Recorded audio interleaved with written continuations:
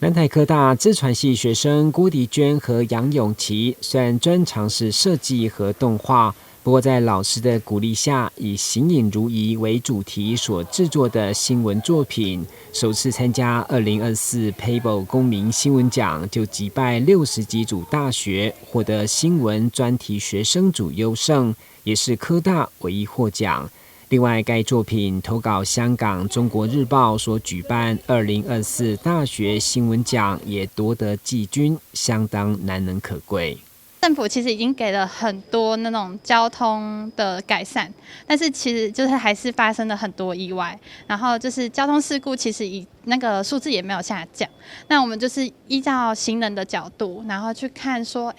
哪一个设施是出现了一些小瑕疵，那我们就采访了一些产官学，就是我们的受众，我们采访的人数比较多，那就是为我们解答说，有没有什么方式可以做改变？新闻上很多学生都会配一些罐头音乐或是背景音乐，他说其实不需要，就是新闻其实最主要就是要留下你的那个当场的那个环境音，这样子才是可以把最真实的东西留给观众。那未来呢，我们还是会继续努力去发现一些台湾上的一些